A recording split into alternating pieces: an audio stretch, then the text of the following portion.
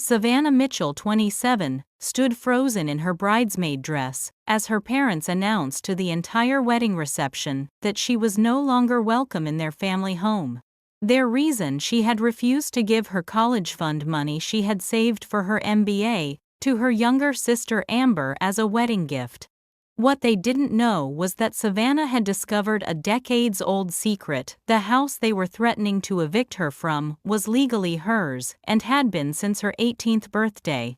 Before I dive into how my entire family betrayed me at my sister's wedding, I'd love to know where you're watching from. Drop your location in the comments below. Hit that like button if you've ever dealt with family drama, and subscribe to hear more incredible true stories of family revenge and justice. Trust me, you won't want to miss how this one ends.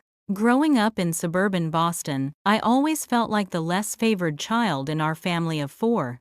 My parents, Richard and Eleanor Mitchell, were successful professionals: Dad, a corporate lawyer, and Mom, a hospital administrator.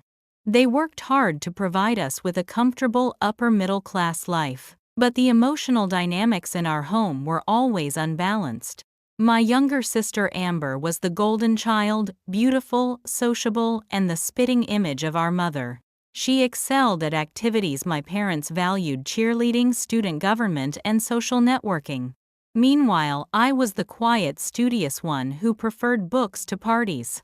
I had my grandmother's auburn hair instead of the family's blonde looks, and I pursued academic excellence rather than popularity. Don't get me wrong, I wasn't neglected.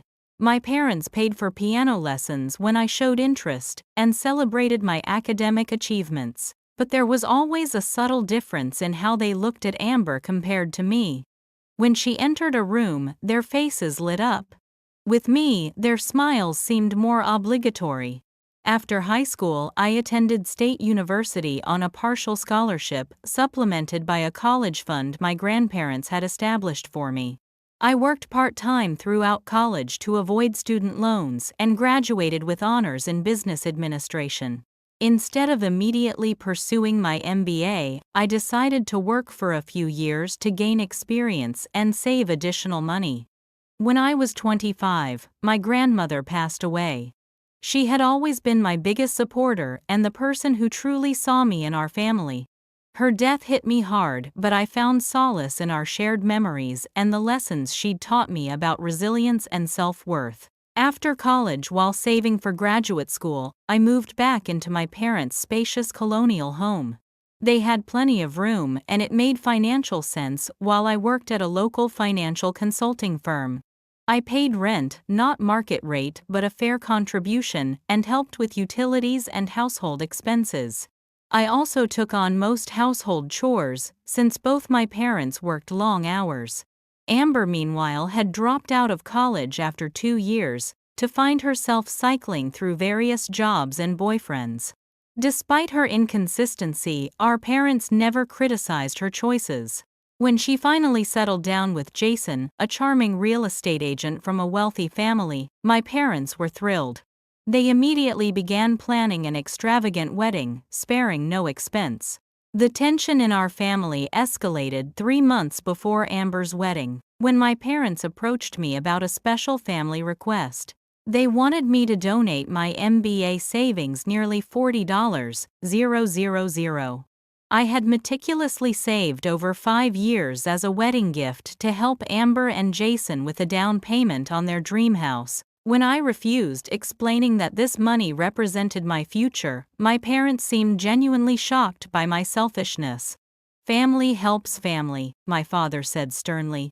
"Amber needs this now. You can always save more later." My mother added, "I thought we raised you better than this, Savannah. Your sister's happiness should matter to you." The following weeks were increasingly uncomfortable. My parents began making passive-aggressive comments about my contributions to the household and questioning why I was still living at home at my age. They conveniently forgot that I paid rent and handled most household responsibilities. A week before the wedding, I overheard my mother on the phone with Amber, promising her that they were working on getting me to do the right thing about the money. That's when I realized they had already promised my savings to my sister without my consent. The worst part, despite the tension, I still loved my family. I still wanted to believe they loved me too, even if differently than they loved Amber. I threw myself into bridesmaid duties, helped with last-minute wedding preparations, and even organized a surprise bridal brunch that Amber genuinely appreciated. The night before the wedding, as we all sat around the dinner table, there was a brief moment when everything felt almost normal again.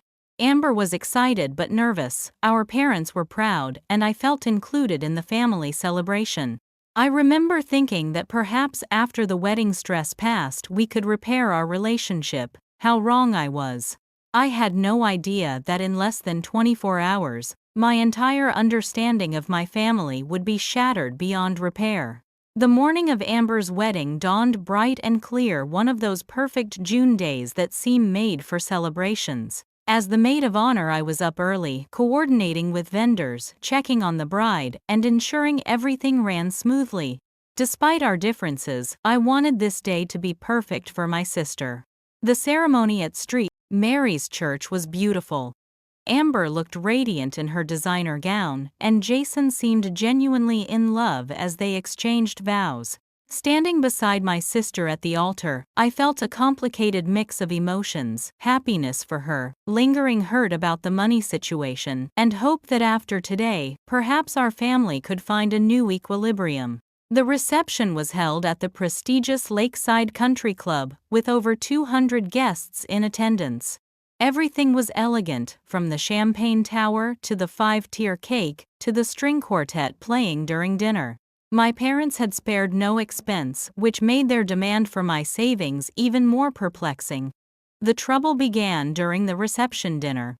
I was seated at the head table with the bridal party when my father clinked his glass for the traditional father of the bride speech. He started normally enough, welcoming everyone and expressing pride in his younger daughter. Then his tone shifted. "Today is a day of new beginnings and honesty," he said, his voice carrying across the silent room. "And in that spirit of honesty, I want to address something important." My stomach tightened as he turned slightly toward me. "Some of you know that our older daughter Savannah has been living with us while saving for her MBA. What you don't know is that when asked to contribute to her sister's new home, a reasonable request for family, she refused." Gasps and uncomfortable murmurs spread through the crowd. My cheeks burned with humiliation as hundreds of eyes turned toward me. "As parents," my father continued, "we've always taught our daughters the importance of family. Unfortunately, it seems one of them hasn't learned this lesson." My mother stood and joined him, her voice tearful but resolute. "We've made a decision. Savannah, we're giving you 30 days to find a new place to live. If you can't support your sister in her happiness, perhaps it's time you fully support yourself." The room fell deadly silent. I sat frozen, my hands trembling around my water glass, as my parents publicly evicted and humiliated me at my sister's wedding reception. What happened next is still somewhat of a blur. Jason's mother, surprisingly, was the first to react loudly, whispering, "This is hardly the time or place, Eleanor." Several of my friends moved toward me protectively, while others looked away in second-hand embarrassment. Amber, to her credit, seemed genuinely shocked. "Mom, Dad, what are you doing?" she hissed. But she didn't defend me outright either. I remember standing slowly, straightening my bridesmaid dress, and walking calmly to the microphone my father had just relinquished. Years of business presentations had taught me something about maintaining composure under pressure. "I want to thank everyone for coming to celebrate Amber and Jason," I said, my voice remarkably steady. "They deserve all the happiness in the world. Now, if you'll excuse me, I need some air." With that, I walked, not ran, out of the reception hall, head held high despite the tears threatening to spill. Outside in the garden, my childhood friend Mia found me, wrapped her arms around me, and let me finally break down. "I can't go back there," I sobbed. "I can't face them again." "You don't have to," she assured me. "You're coming home with me tonight." While I composed myself, Mia went back inside to collect our purses. She returned with disturbing news rather than being embarrassed by their behavior. My parents were actively justifying it to shocked relatives, portraying me as ungrateful and selfish. Even worse, Amber had recovered from her initial shock and was now playing along with the narrative, tearfully accepting consolation for having such a difficult sister on her special day. In that moment, standing in a garden still wearing a bridesmaid dress I'd paid for myself, I made a decision. This wasn't just a family squabble, this was a profound betrayal that had been building for years. And I wasn't going to just walk away, I was going to ensure that justice was served in a way none of them would ever expect. I just needed to find the key to my grandmother's old hope chest, where she had stored important family documents she'd entrusted to me before her death. Documents I hadn't yet reviewed, but suddenly had a strong instinct might contain exactly what I needed. That night, I slept on Mia's couch, cycling through shock, grief, and anger. By morning, determination had replaced despair. I needed to gather my belongings from my parents' house, preferably when they weren't home. Mia drove me there the following afternoon. My parents had texted that they were taking Amber and Jason to brunch before the newlyweds left for their honeymoon. The house was eerily quiet as I packed my clothes, books, and personal items. I worked methodically, refusing to let emotion overwhelm me. The last item I needed was my grandmother's hope chest stored in the attic. This antique cedar chest contained family heirlooms she'd left specifically to me, jewelry, photos, and importantly, a collection of documents she'd asked me to review after her passing. In the chaos of grief and work, I'd never gotten around to it. The chest was heavy, but with Mia's help, we managed to load it into her car. As we drove away, I didn't look back at the house I'd called home for most of my life.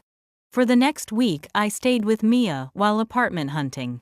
During this time, I received no calls from my parents or sister, only a cold email from my father listing the exact date I needed to have all possessions removed. Their silence confirmed what the wedding incident had made clear: I was disposable to them. 7 days after the wedding, I finally opened my grandmother's chest. Among the vintage jewelry and old photographs were several sealed envelopes. The first contained her will, which I'd already seen, leaving me her personal belongings and a modest inheritance I'd used to pay off my remaining student loans. The second envelope, marked "For Savannah when you need answers," contained documents that made my hands shake: a property deed, trust documents, and a handwritten letter. My grandmother's elegant script filled several pages, revealing a family secret kept from me for nearly a decade. My dearest Savannah, if you're reading this, I'm gone and you've encountered circumstances that have led you to seek answers. What I'm about to tell you will be difficult to process, but you deserve to know the truth about your legacy. The home where you grew up, the Colonial on Maple Street, was purchased by me after your grandfather passed. When your parents married, they needed a place to live, so I allowed them to move in. However, I never transferred ownership to them, despite what they may believe or have told you. When you turned 18, I quietly transferred the house into a trust with you as the sole beneficiary. Legally, you have owned that house for 9 years. Your parents have been living there with your implicit permission, though they don't know this. Why didn't I tell them? Your grandfather and I always saw something special in you, a sense of responsibility and fairness your parents sometimes lack. We worried about their tendency to favor Amber, and feared they might not protect your interests. This was our way of ensuring you would always have security, regardless of family dynamics. I chose not to reveal this while I lived to avoid family conflict. But now the choice of if and when to disclose this information is yours. The necessary legal documentation is enclosed, along with contact information for Mr. Harrison, my attorney, who can verify everything. I hope you never need to use this information to protect yourself. But if you do know that, it is your right. The house is yours fairly and legally. With eternal love, Grandmother. I read the letter 3 times, hands trembling. Then, I examined the legal documents, a deed trust certification and property tax records. Everything confirmed my grandmother's words. I had legally owned my parents' house since my 18th birthday. My first instinct was disbelief. This couldn't be real. But the documents looked legitimate with official seals and signatures. I need to verify this, I told Mia, reaching for my phone. Mr. Harrison, my grandmother's attorney, agreed to see me immediately. An hour later, he confirmed everything. The house on Maple Street was mine, and had been for 9 years. My parents had no legal claim to it despite living there and believing it was theirs. Your grandmother paid off the mortgage before transferring ownership to your trust, Mr. Harrison explained. She continued paying the property taxes through an arrangement with the bank that disguised the payments as a family maintenance plan. Your parents never questioned it because it meant lower expenses for them. Why wouldn't she tell me? I asked, still processing. Margaret wanted you to have security without creating family conflict. She hoped you'd never need to use this information, he said gently. But she was also realistic about family dynamics. As I left his office, the implications hit me fully. My parents had publicly humiliated and evicted me from a house that I legally owned.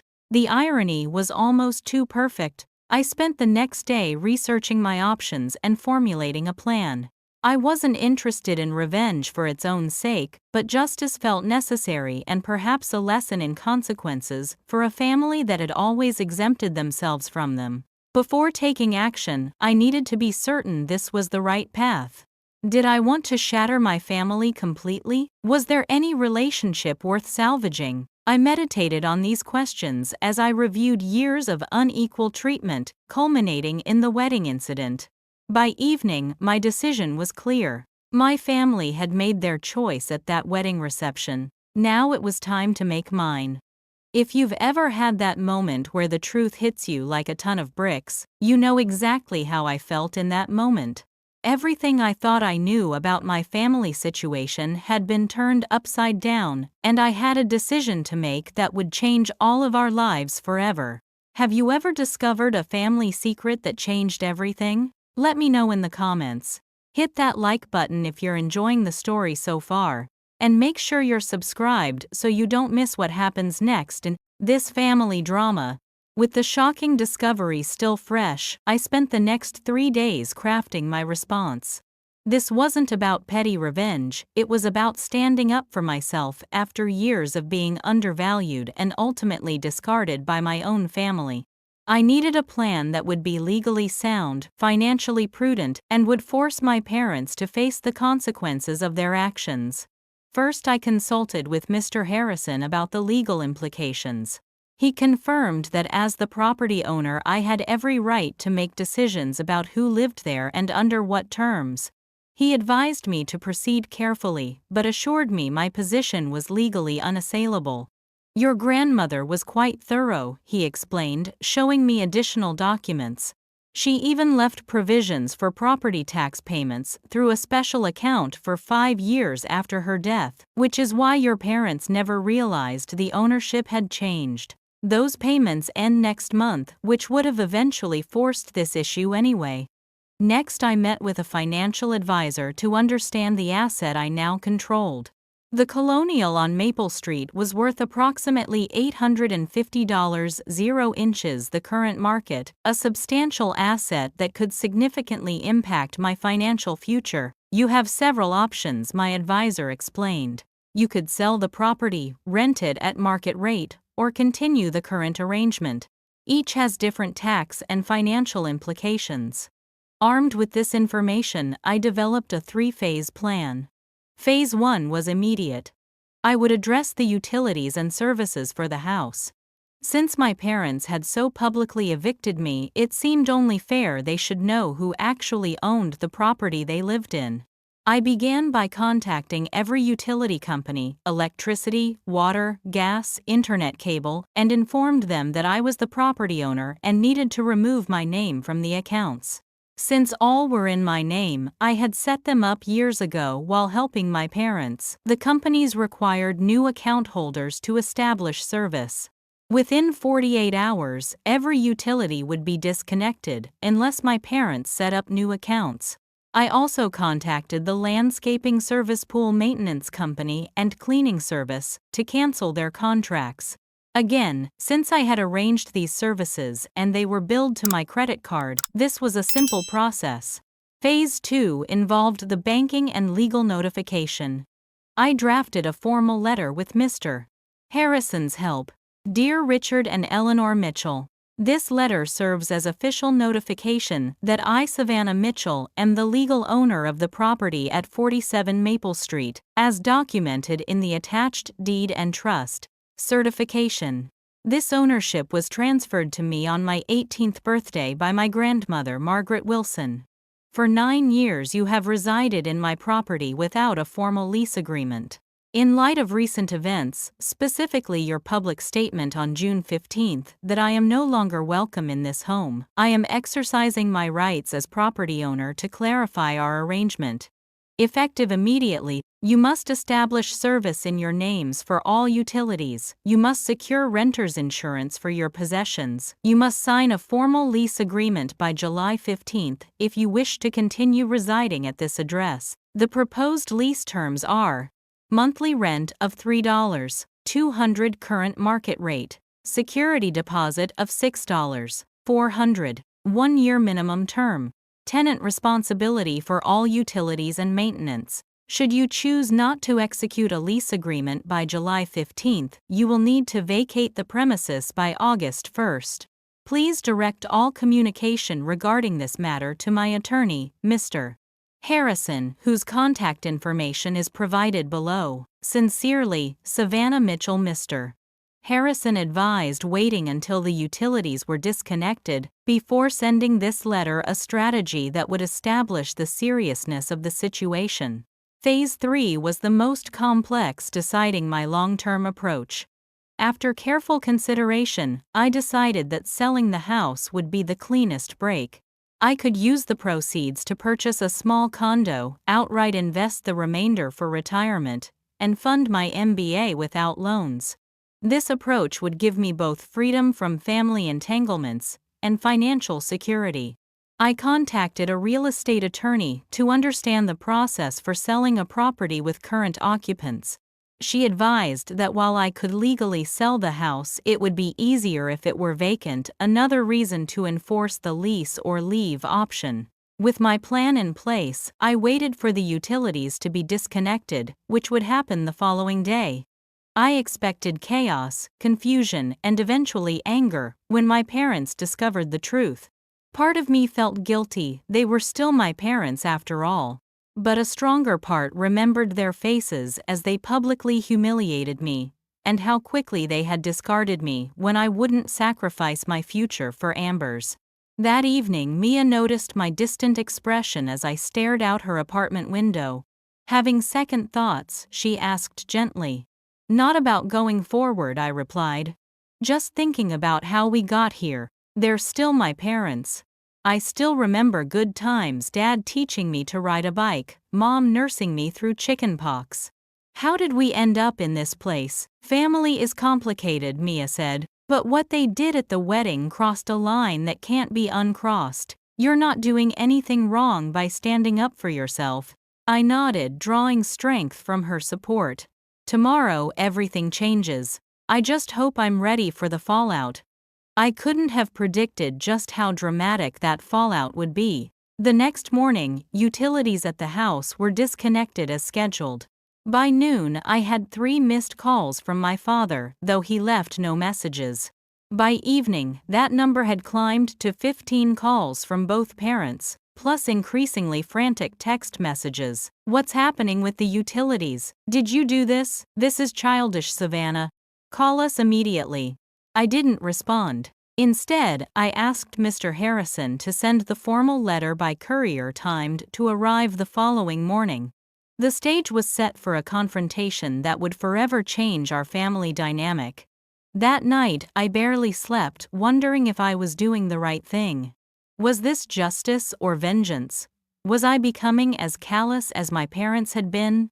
These questions haunted me until dawn, when my alarm signaled the beginning of a day that would change everything. Wow, I still remember how my hands were shaking as I waited for my parents to receive that letter. The mixture of anxiety and empowerment was unlike anything I'd ever experienced. Have you ever had to make a difficult decision that you knew would forever change your relationships? Let me know in the comments below. If you're enjoying this wild family drama, please hit that like button and make sure you're subscribed so you don't miss what happens next. Trust me, my parents' reaction was something I never could have predicted. The morning my parents received the letter began with an eerie silence. No calls, no texts, just a notification from the courier service confirming delivery at 9:17 a.m. I imagined them reading it together at the kitchen table, expressions shifting from confusion to disbelief to outrage as they realized the truth.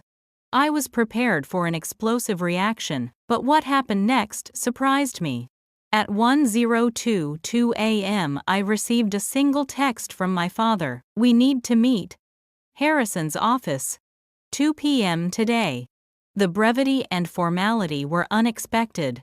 I had anticipated denials, accusations, even threats, not this cold businesslike request. After confirming with Mr. Harrison, I agreed to the meeting. I spent the hours before our appointment in careful preparation. I selected a professional outfit, the same navy blue suit I wore to important client meetings. I reviewed all the documentation again with Mr. Harrison, ensuring I understood every legal detail. Most importantly, I practiced maintaining emotional composure. This would be a business transaction, not a family reconciliation. Mr. Harrison's office occupied the 10th floor of a downtown high-rise. His conference room offered floor-to-ceiling windows with panoramic city views, an impressive setting that subtly reinforced the seriousness of our meeting. I arrived 20 minutes early to center myself. When my parents entered, the change in them was immediately visible. My father, normally commanding in his bespoke suits, looked rumpled and tired. My mother's usual perfect appearance was diminished by dark circles under her eyes and hair hastily pulled back. They had aged overnight vulnerability, replacing their usual confidence. Savannah, my father, nodded stiffly as they sat across from me. Richard, Eleanor, I responded deliberately, using their first names. "Thank you for coming, Mr. Harrison opened the meeting by verifying everyone's identity and establishing ground rules. "This is an information exchange and potential negotiation," he explained. "I ask that everyone remains civil and constructive." My father wasted no time getting to the point. "This is preposterous," he said, pushing a copy of my letter across the table. "Some mistake has been made. That house has been in our name for 25 years. "Actually, it hasn't, Mr. Harrison replied, sliding forward a document folder. "The property was purchased by Margaret Wilson in 1996. She allowed you to live there, but never transferred the deed. In 2015, she legally transferred ownership to Savannah through this trust." He pointed to the relevant documents.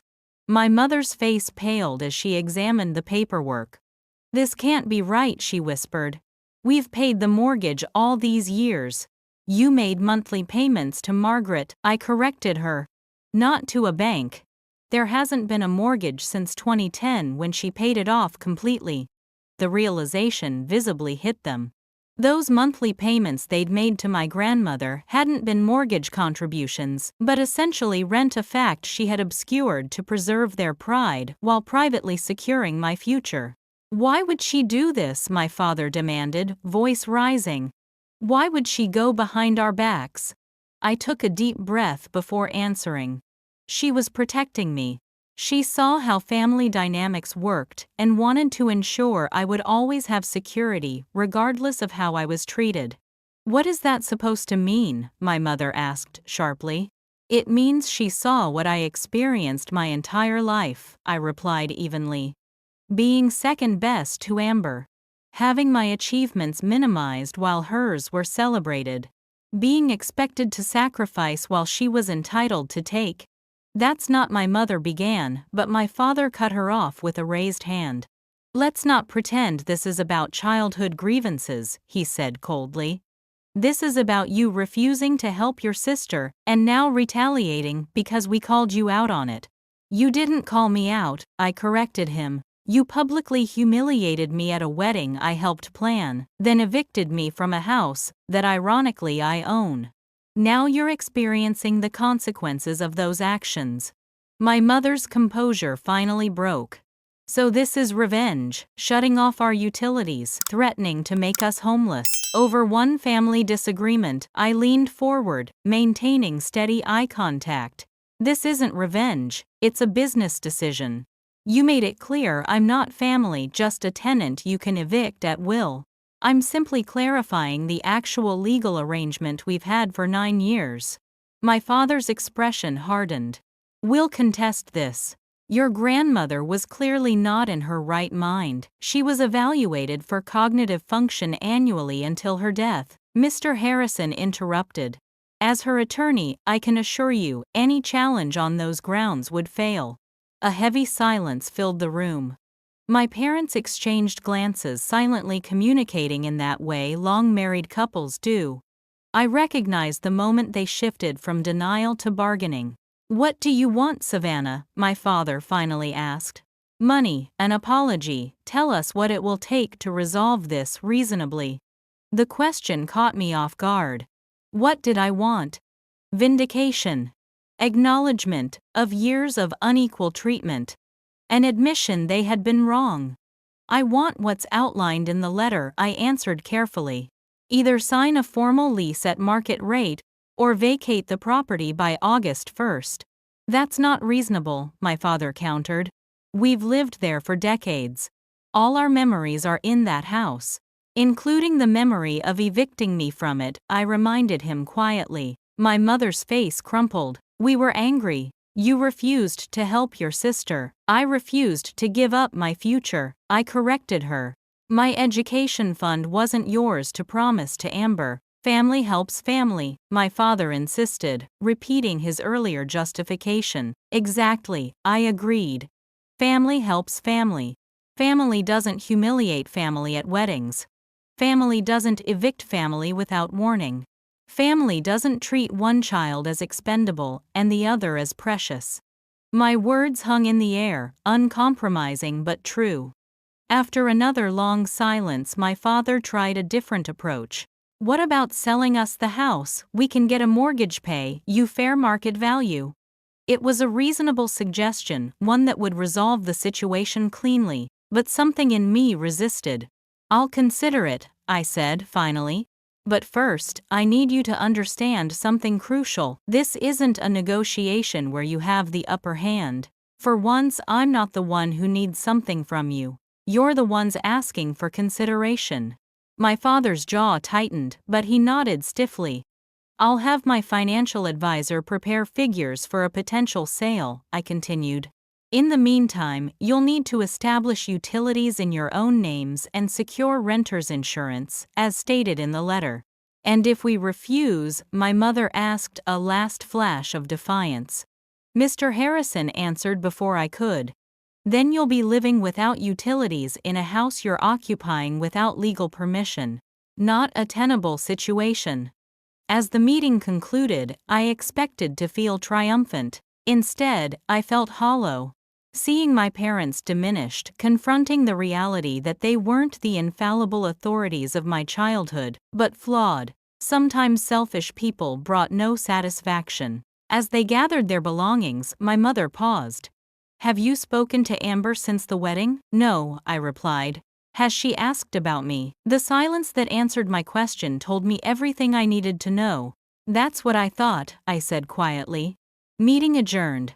As they left, my father turned back briefly. For a moment, I thought I saw something like regret in his eyes. Then his expression hardened, and he walked out without another word. Mr. Harrison watched them go, then turned to me. That went as well as could be expected. I nodded, suddenly exhausted. What happens next? They comply or they don't, he said simply. But based on their reaction, I suspect they'll comply. The question is whether this remains purely transactional or whether some form of reconciliation is possible. I gathered my documents considering his words. I honestly don't know if reconciliation is possible, I admitted.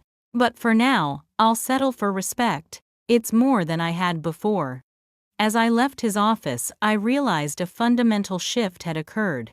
For the first time in my life, the power dynamic with my parents had reversed.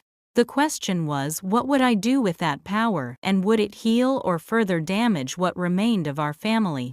The week following our meeting passed in tense silence. My parents established utilities in their names and secured renter's insurance as required compliance without communication.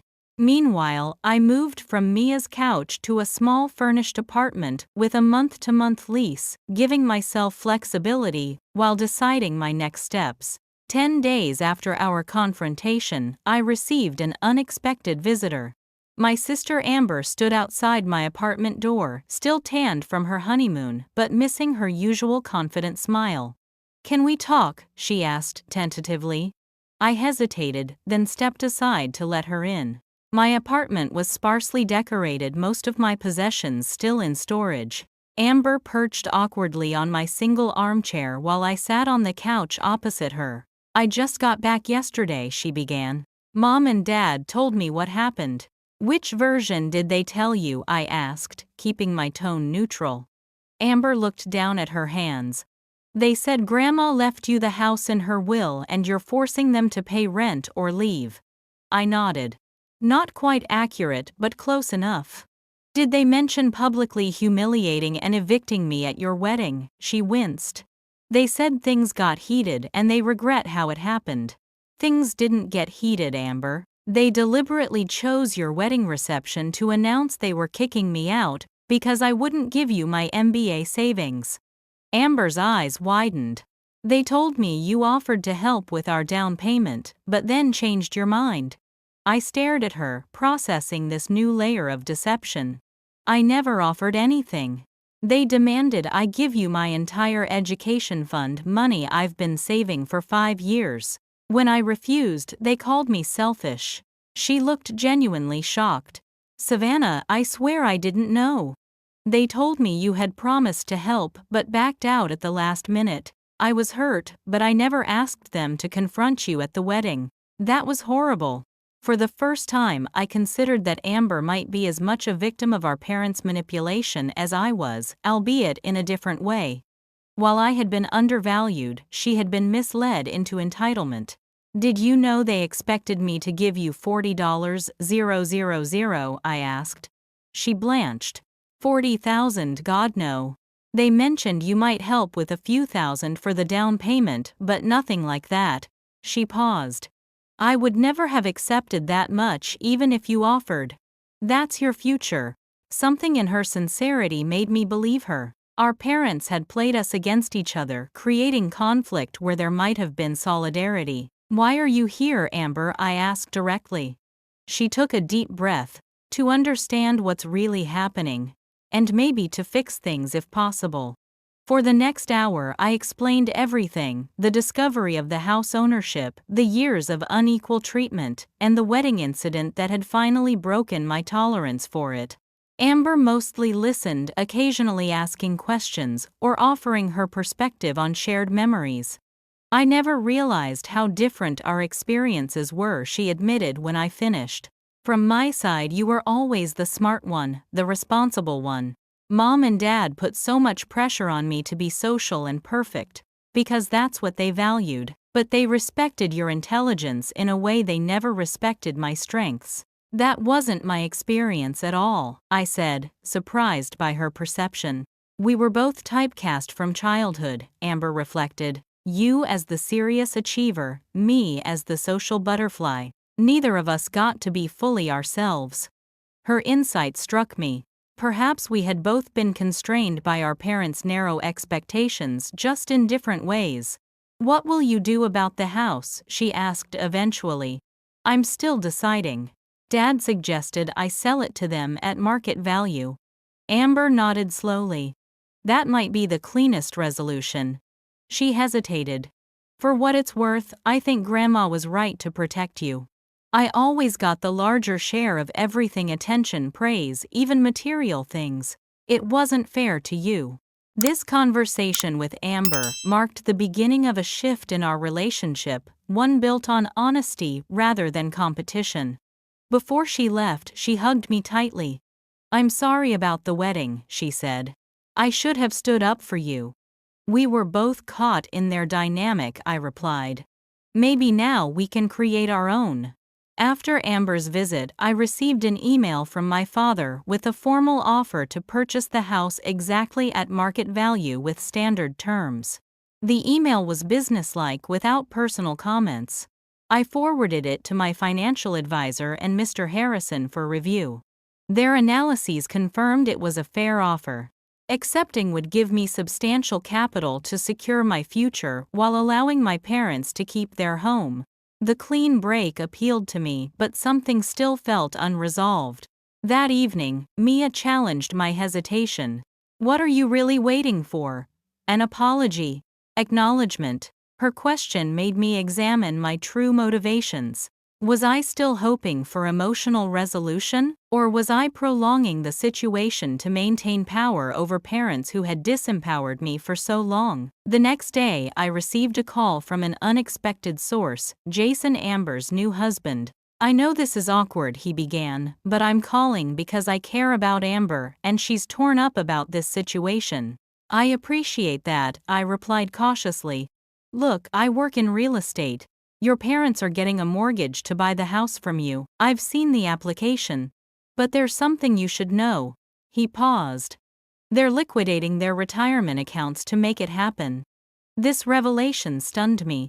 My parents were in their late 50s. Using retirement savings was financially devastating. "Why would they do that?" I asked. "Pride mostly," Jason answered. "They don't want to lose face by moving. But also—" He hesitated. "I think there's genuine regret there. This is their way of making amends without having to say the words." After hanging up, I spent hours contemplating what to do. The following morning, I made my decision and requested another meeting with my parents, this time at a neutral coffee shop rather than a lawyer's office. They arrived looking apprehensive. We ordered drinks and sat at a corner table before I outlined my proposal.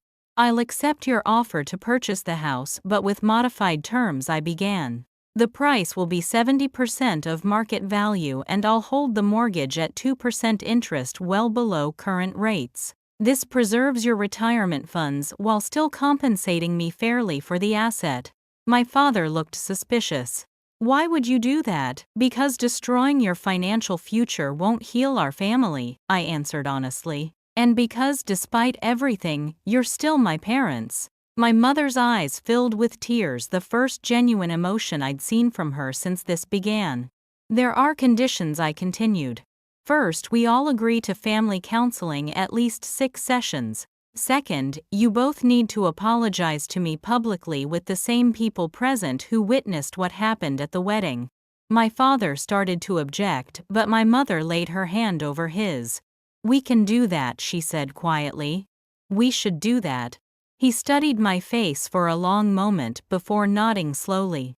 "Agreed." We finalized the details over the following weeks.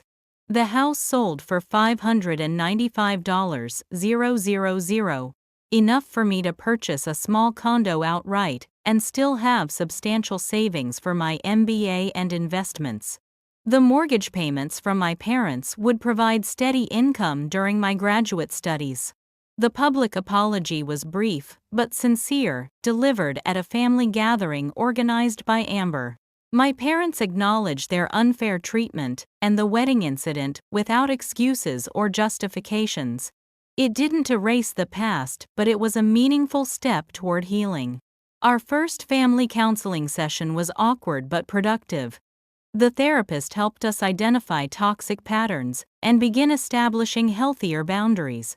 My mother admitted that her favoritism toward Amber stemmed from seeing herself in my sister, while my academic focus reminded her of her own parents' emotional distance. My father acknowledged using financial control as a substitute for meaningful connection. The most surprising outcome was my evolving relationship with Amber. Without our parents' triangulation, we discovered common ground and mutual respect. She became my strongest advocate in family sessions, often calling out problematic dynamics before I needed to. 6 months after the wedding, our family was different, not perfect but more authentic. My parents had begun the difficult work of examining their behaviors and assumptions. I had learned to state my needs directly rather than silently accumulating resentments. And Amber and I were building the sisterhood we'd been denied by our parents' comparative parenting. As for me, I started my MBA program with financial security and a newfound confidence. The experience had taught me that standing up for myself didn't mean losing everyone I loved. Sometimes it meant creating space for more honest relationships. My grandmother had given me more than a house. She'd given me the opportunity to break generational patterns and establish a new family legacy based on respect rather than manipulation. It was a gift I intended to honor by continuing to demand truthfulness from my family and from myself. 1 year after my sister's wedding, I stood in the kitchen of my newly purchased condo, arranging flowers for a housewarming gathering. My MBA program was challenging but fulfilling, and I'd recently accepted a summer internship with a prestigious consulting firm. The mortgage payments from my parents arrived punctually each month, a tangible reminder of our transformed relationship. Our family counseling had extended beyond the required 6 sessions to a full year of bi-weekly meetings. The process wasn't always smooth. There were sessions filled with tears, recriminations, and painful revelations, but gradually authenticity replaced performance in our interactions. My father struggled the most with our new dynamic. Decades of seeing himself as the family patriarch made it difficult for him to acknowledge his mistakes or relinquish control. Yet even he had made progress learning to express vulnerability instead of authority when feeling threatened. I was raised believing a father's job was to direct, not connect, he admitted during a particularly breakthrough session. I never learned how to show love without trying to control outcomes. My mother's journey focused on recognizing her pattern of living vicariously through Amber, while projecting her own unfulfilled ambitions onto me.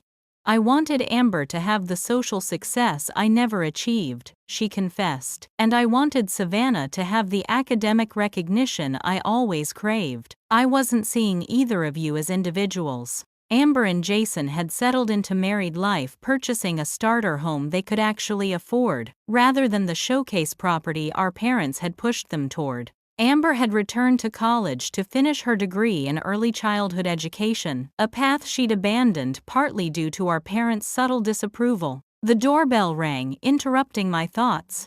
Amber arrived first, carrying a houseplant and a bottle of wine. "The place looks amazing," she said, admiring the open-concept living area with its wall of windows overlooking the city park. "You've made it so cozy." "Thanks for helping me choose the furniture," I replied, genuinely appreciating her eye for design, a talent I'd previously dismissed as frivolous compared to my more academic interests. My parents arrived next, followed by Mia and a few close friends. As we gathered around my dining table, a vintage piece from my grandmother's collection, I felt a sense of completion. The journey from humiliation at Amber's wedding to hosting my own gathering in a home I'd purchased through standing up for myself represented more than financial independence. It symbolized emotional sovereignty. After dinner, as conversation flowed naturally among people who had once been divided into factions, my father cleared his throat. "I'd like to make a toast," he said, raising his glass. "To Savannah, not just for being a gracious hostess tonight, but for having the courage to demand better from all of us, especially me." His voice wavered slightly. "You taught me that real family strength comes from honesty, not authority. I'm proud of the woman you've become, not despite my parenting, but perhaps in spite of it." My mother wiped away tears. "And to Margaret," she added, mentioning my grandmother's name. She saw what we couldn't, and made sure Savannah would have the resources to stand on her own. I was resentful at first, but now I understand it was an act of love for all of us. Their words, unimaginable a year ago, reflected how far we'd come. The family that had once demanded conformity now valued authenticity. The parents who had played favorites now worked to see each daughter's unique strengths. Later, as guests were leaving, Amber pulled me aside. "Remember how Mom and Dad always said family helps family when they wanted one of us to sacrifice something?" I nodded, remembering how that phrase had been used to justify the demand for my MBA fund. "I've been thinking about what that really means," she continued. "True family helps each member become their best self, not just serve the family image." Her insight resonated with my own evolution. "I think Grandma understood that," I replied. "Her gift wasn't just about property, it was about giving me the freedom to define myself outside of their expectations." After everyone left, I sat alone on my balcony, reflecting on the journey from that painful wedding day to this peaceful evening. The house that had been the center of our conflict was now just a property, important, but no longer symbolic of our family's dysfunction. My MBA studies were teaching me about business valuation and strategic decisions, but the past year had taught me something more valuable. Self-worth couldn't be calculated on a spreadsheet, and some assets, like authentic relationships, appreciated only when invested in properly. I had initially seen my grandmother's bequest as protection against family mistreatment. Now I recognized it as something more profound, an invitation to break cycles of conditional love and manipulative behavior that had shaped our family for generations. As I prepared for bed, I noticed my grandmother's photo on my nightstand. Her knowing smile seemed to hold new meaning now, not just approval of my standing up for myself, but satisfaction in seeing her family finally learning to value truth over appearance, connection over control. The journey hadn't been easy, and our healing wasn't complete. There would still be difficult conversations, old patterns to recognize and redirect. But we had crossed an essential threshold from performing family to becoming family, with all the messy authenticity that entailed. I thought about all the viewers who might be facing similar family dynamics: the scapegoats, the family mediators, those caught in manipulative systems, yet afraid to challenge them. If you're watching this and wondering if standing up for yourself means losing your family forever, I want you to know that sometimes it means gaining a more authentic version of them instead. Have you experienced family karma or justice in your own life? I'd love to hear your stories in the comments below. If this video resonated with you, please hit the like button and subscribe to my channel for more stories about family dynamics, personal growth, and finding your voice. Thank you so much for watching my family revenge story and the important life lessons it taught me. Remember, sometimes the most loving thing you can do for yourself and your family is to break the patterns that keep everyone stuck in unhealthy roles. Share this video with someone who might need to hear that message today.